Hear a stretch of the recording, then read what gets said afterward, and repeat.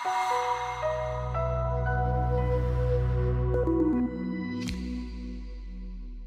there, it's Paul Marriage here from Tellworth Investments with your monthly update on the HI Tellworth European Fund. Well, I thought last month was a big one, but blimey, this one has been a proper challenge and undoubtedly the toughest month I've ever experienced as a fund manager.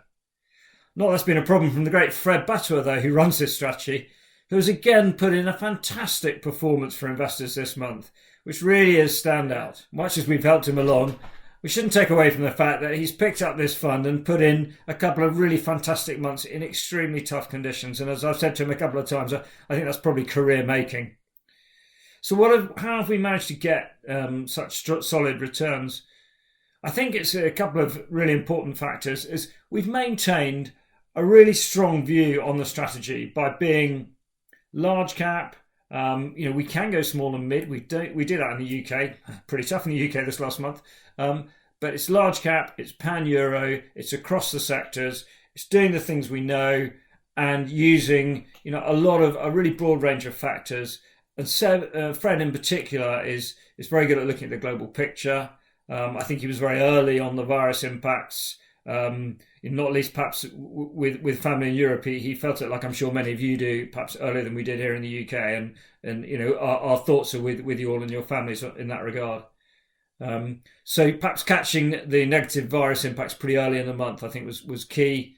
But also during the month, nuancing a bit to come out a bit longer and a little bit more defensive at the end of the month, which actually worked really well. So we weren't caught needing too much value in the middle. We'd protected capital very well into the worst part of the month and then rallied quite strongly in the end as the market went more defensive.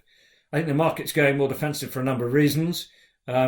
Not least general nervousness about how it's going to pan out from here, but also a lot of defensives. The stocks left still paying dividends, and clearly dividends are a scarce commodity across European markets right now after the crisis. So a really solid month from a whole different set of nuances that were applied to the fund at different times, and I think really reflecting a very strong and hopefully repeatable process as we go into the rest of the year and hopefully into a recovery period for both equities, economies, and of course individuals. So let's have a quick look at some of the stocks that have contributed so strongly for us this month. We've had a couple of virus winners, and that's not necessarily a particularly pleasant thing to say, but we're in the right stocks at the right time, which is a good thing. So Getinge, which is systems, hospital systems, ventilators, beds type supplier. Essity, which is in wipes, rolls, obviously all the sort of consumables, disposables that are being used a lot in healthcare systems today. And also we've done well with more solid defensives, Roche, Nestle. I don't think Roche has got a cure or anything, but those stocks have been better. Nestle, food companies generally have done well, as have grocers. So Geronimo Martins has done well, and Ahold later in the month.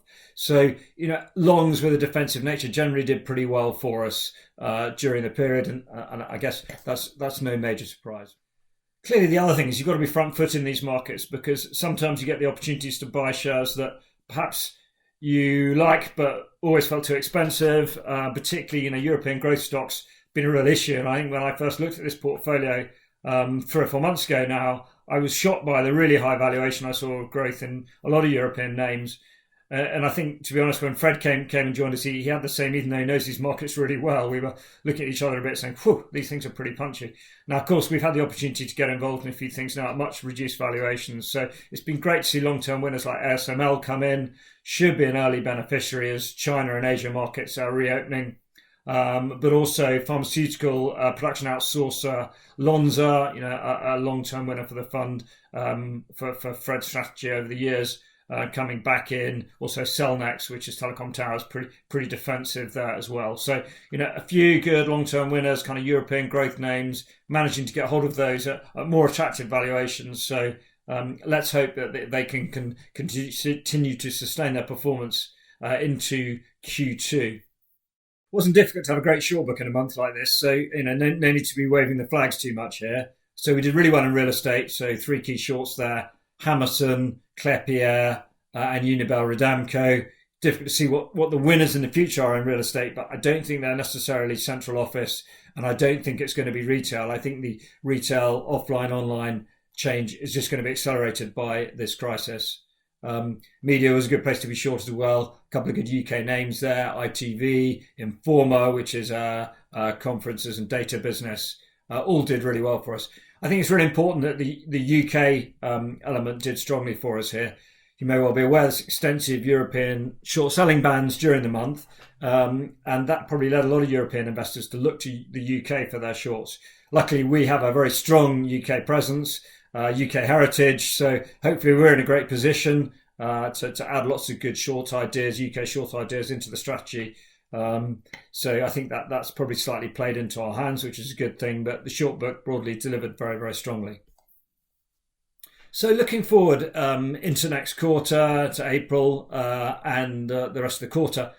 So what do we think about world markets? I think world markets probably have bottomed. There's lots of talk about double dip. If they go again, maybe they go slightly lower, but it's difficult to say. I think the risk perhaps in markets this month that we need to manage from a macro perspective or sentiment perspective is that let's hope in Europe we're getting through lockdowns and we're getting through the worst of the crisis in deaths. And the markets, will see that as, hopefully we will all see that as a positive. Clearly at the same time, we could be going to the peak bad news period for the US, although perhaps as more and more of the world learns how to live with this and lockdown, perhaps the US thing, although the scale would be massive, there may be more evidence of how we get through it. So, I think there's a risk in the short term that markets get grumpier on US, and they've started April in pretty poor form anyway. And it is possible that that could be a bit of a downer for a little bit longer. I think as we start seeing slightly improved data, let's hope we do, then I think markets got plenty of scope to bounce, quite strongly at some point in the quarter, if not necessarily this month in April. I think from a team perspective, we have to think about the here and now. What are the right stocks to buy? And I alluded to being a little bit more defensive in some of our names, and that's worked really, really well. Rebuilding, reshaping the portfolio the whole time. And that's putting us in good stead right now in the fund. I think beyond that, we do need to think a little bit more about how the world might have changed post-virus and some of the longer-term impacts of this crisis. I've alluded to things like real estate. I think how consumers behave generally. Will we want to travel a bit less? Will we be more domestic, more local in the way we think about things? Much happier to work from home. That seems to work pretty well for a lot of us. As you can see here, it's working okay for me. This study didn't get enough use, but is now getting the ultimate accolade, being the location filming for the Tellworth European Fund Monthly. It doesn't get much better than that. So we need to think short term about the right things to do, long term about changes to the market, and make sure we shape up our portfolios well in advance of that. The one thing we do know is how to deal with extreme volatility, because we did that last month. We did a great job.